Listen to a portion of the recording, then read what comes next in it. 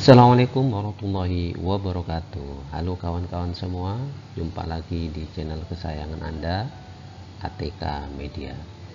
Saya doakan semoga Anda semua dalam keadaan sehat, banyak rezeki, selalu bermanfaat, dan bahagia selalu. Kali ini saya akan membahas satu tema penting, yaitu bagaimana menemukan isu dengan tepat untuk penyusunan rancangan aktualisasi atau aksi perubahan. Bagi Anda yang saat ini sedang mengikuti pelatihan dasar CPNS atau pelatihan kepemimpinan pengawas atau pelatihan kepemimpinan administrator, video ini akan sangat bermanfaat bagi Anda. Oleh karena itu, sediakan waktu yang cukup untuk menonton video ini dengan tuntas.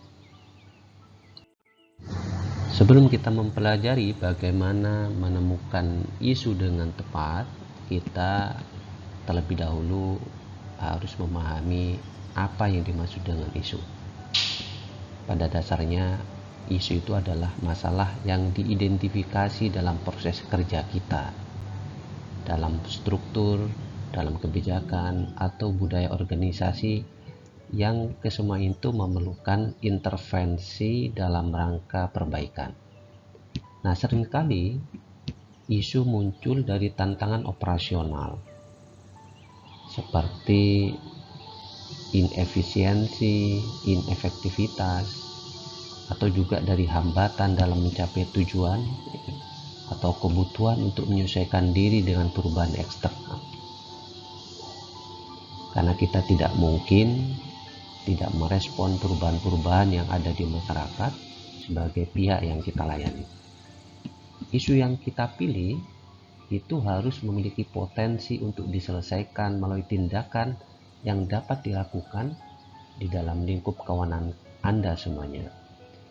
Kalau Anda adalah CPNS, maka isu itu harus bisa diselesaikan dalam kewenangan Anda sebagai pelaksana. Bila Anda sebagai pengawas, pejabat pengawas, maka isu itu harus bisa diselesaikan melalui kewenangan Anda sebagai seorang pejabat pengawas. Begitu juga dengan Anda sebagai seorang administrator, maka isu harus dapat diselesaikan melalui kewenangan Anda sebagai seorang pejabat administrator. Dan dengan penyelesaian itu diharapkan sesuai dengan visi dan misi tujuan masing-masing organisasi kita. Sebelum kita memulai langkah-langkah dalam menemukan isu yang tepat, terlebih dahulu kita harus memahami apa saja kriteria isu. Hal ini untuk bisa kita gunakan untuk membedakan antara isu dan permasalahan. Kriteria yang pertama dari isu yaitu isu harus berkaitan langsung dengan tujuan strategis organisasi. Oleh karena itu, kita harus terlebih dahulu memahami tujuan strategis organisasi. Apabila Anda berada di OPD, maka Anda harus membekali dengan pemahaman tentang Renstra atau rencana strategis masing-masing OPD. Dan Anda harus menemukan isu yang berkaitan langsung dengan rencana strategis tersebut. Kriteria yang kedua yaitu isu harus memiliki dampak besar pada kinerja organisasi atau pelayanan publik. Isu pada dasarnya menghambat terselenggaranya pelayanan publik yang optimal. Jadi dengan diselesaikannya isu, maka akan berdampak pada peningkatan kinerja pelayanan publik kita. Kriteria yang ketiga yaitu isu harus memiliki solusi yang realistis, dapat dicapai, dan sesuai dengan sumber daya yang tersedia. Anda sebagai pejabat memiliki keterbatasan, kewenangan, sumber daya, waktu, dan resource atau sumber daya yang lainnya. Jadi isu yang harus kita pilih harus realistis untuk bisa diselesaikan, dapat dicapai pada waktu yang telah ditentukan, dan tersedia sumber daya yang diperlukan untuk menyelesaikan. Yang keempat, isu harus memiliki tingkat urgensi yang cukup tinggi untuk segera diselesaikan. Isu harus memiliki faktor keterdesakan. Jadi isu tidak bisa ditunda untuk diselesaikan di waktu-waktu yang akan datang. Isu harus diselesaikan sekarang juga. Kriteria yang kelima, isu harus mendapat dukungan dari berbagai pemangku kepentingan atau stakeholder dalam organisasi. Karena pada hakikatnya, isu adalah permasalahan bersama, bukan permasalahan bagi seorang pegawai atau individu saja. Jadi dia harus disepakati sebagai permasalahan bersama untuk diselesaikan secara bersama-sama. Yang keenam, isu harus memiliki pengaruh atau kewenangan untuk menangani isu tersebut.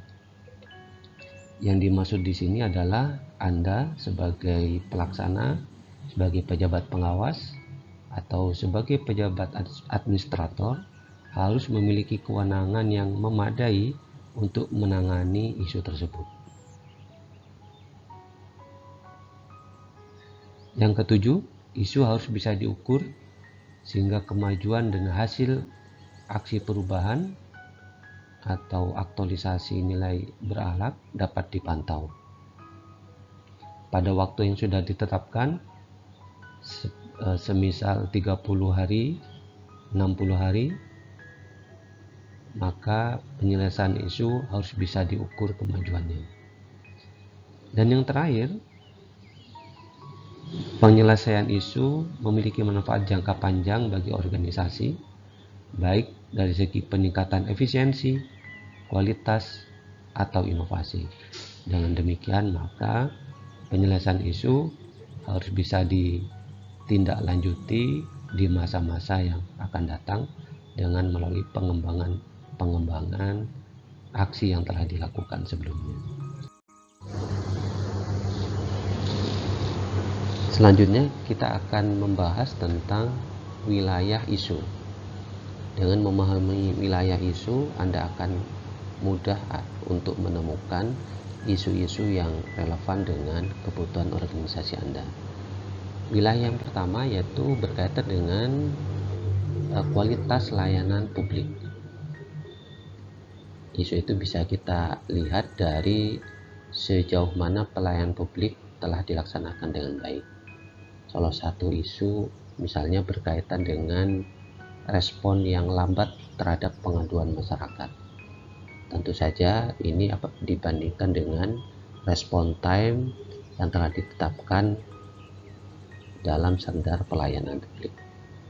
Yang kedua, wilayah isu yang Anda bisa temukan di dalamnya yaitu optimisasi sumber daya manusia. Anda bisa melihat sejauh mana pemenuhan kebutuhan pelatihan atau peningkatan kompetensi bagi pegawai atau bagi pelaksana pelayanan publik. Yang ketiga, wilayah efisiensi proses internal. Apabila Anda menemukan isu yang berkaitan dengan bisnis proses atau SOP yang selama ini diterapkan di instansi Anda, maka itu salah satu isu berkaitan dengan efisiensi proses internal. Yang keempat, isu dalam wilayah penggunaan teknologi informasi. Apabila kita menemukan kesenjangan dalam adopsi teknologi informasi yang berdampak terhadap keterlambatan atau inefisiensi, maka itu juga bisa diangkat menjadi sebuah isu yang akan kita selesaikan.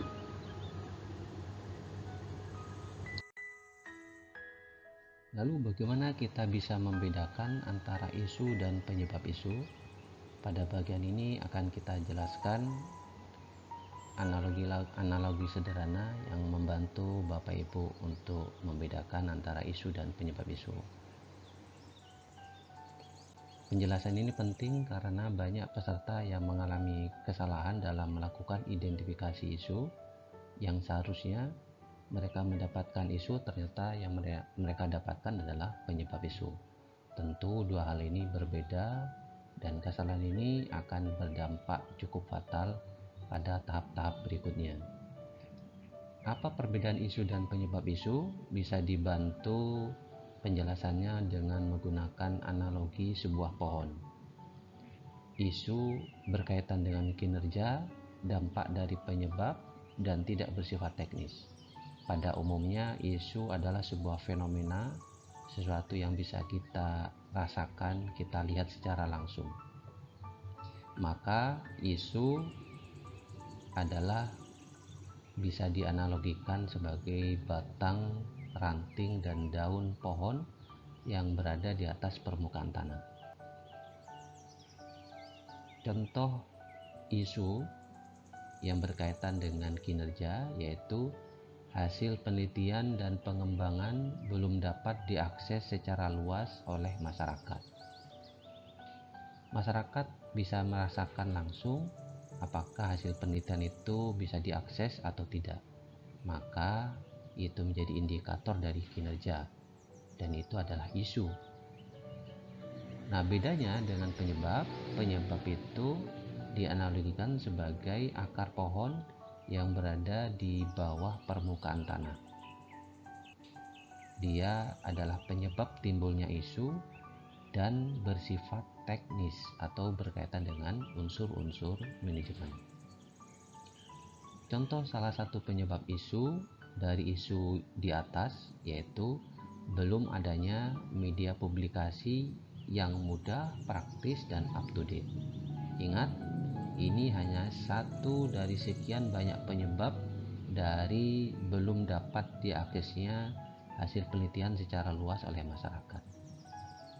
Nah, bila Bapak Ibu bisa membedakan antara isu yang berkaitan dengan kinerja, dapat langsung dirasakan dan dilihat, dengan penyebab yang bersifat teknis, maka itu menjadi modal Bapak Ibu untuk melakukan identifikasi dengan tepat. Penjelasan kami sebelumnya semoga membantu Bapak Ibu dalam melakukan identifikasi isu dan terhindar dari kesalahan.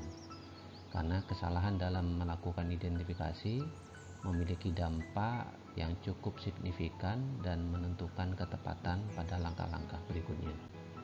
Apa saja dampak dari kesalahan identifikasi isu?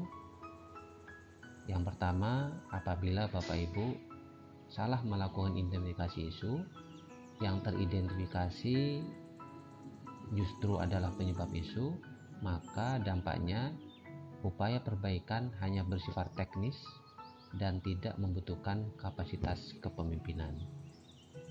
Karena hal-hal yang bersifat teknis bisa diselesaikan oleh satu atau dua orang pegawai saja. Yang kedua, peserta atau Bapak Ibu akan mengalami kesulitan dalam melakukan analisis penyebab karena penyebabnya cenderung tunggal. Yang keempat, hasil yang diperoleh dalam aksi perubahan atau aktualisasi belum tentu berdampak pada peningkatan kinerja karena yang dilakukan perbaikan hanya satu dari sekian banyak penyebab saja, dan itu tidak tentu atau belum tentu berdampak pada peningkatan kinerja.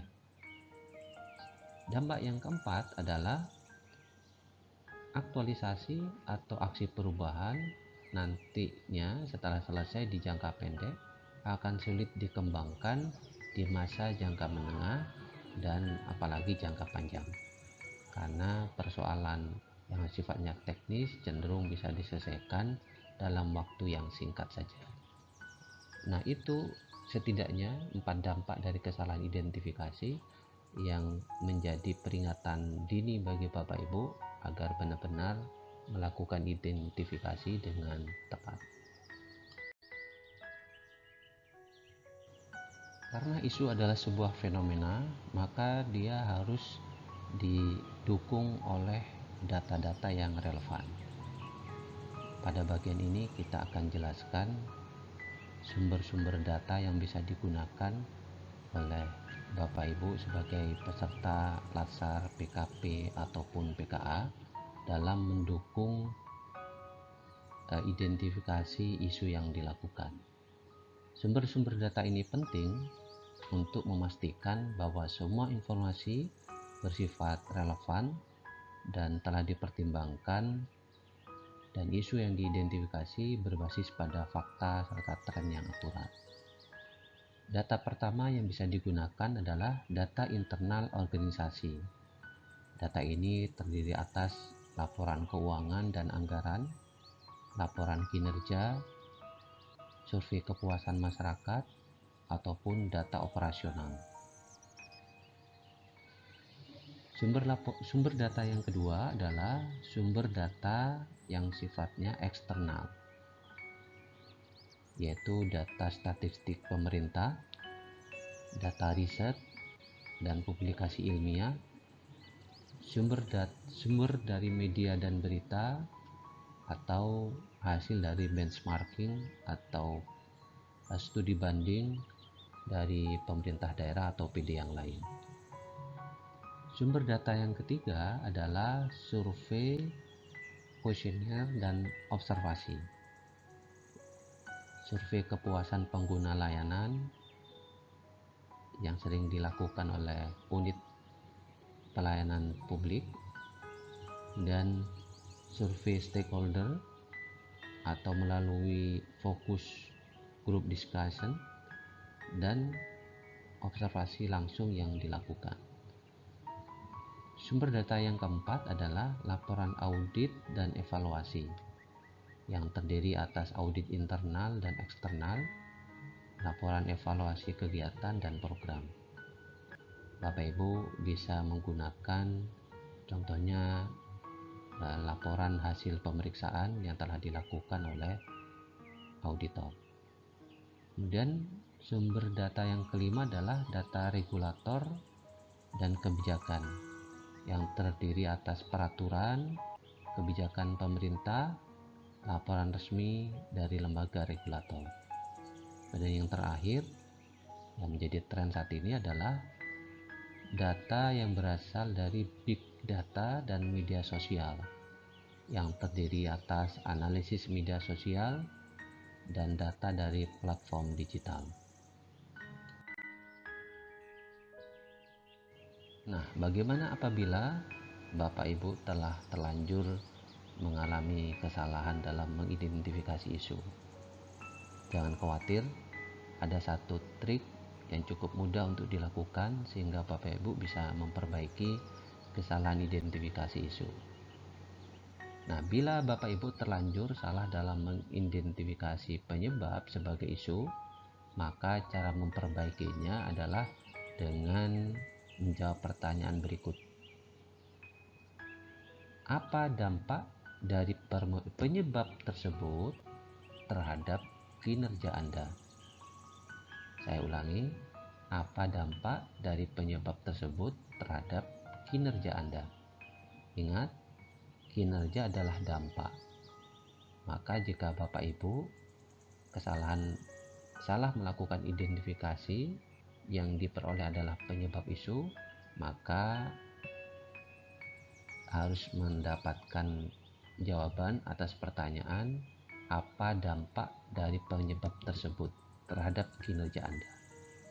Kalau kita coba ujikan pada contoh sebelumnya, yaitu penyebab yang kita tampilkan di bagian sebelumnya adalah media publikasi yang susah diakses, tidak up to date, maka dampak dari penyebab tersebut adalah hasil penelitian dan pengembangan tidak bisa diakses secara luas oleh masyarakat.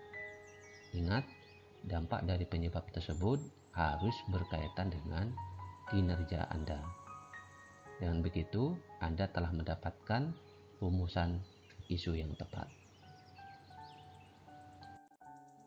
Cukup sekian, semoga video ini bermanfaat bagi Anda semuanya. Terima kasih sudah menonton video ini dan jangan lupa menonton video berikutnya tentang teknik penapisan isu. Sampai jumpa. Wassalamualaikum warahmatullahi wabarakatuh.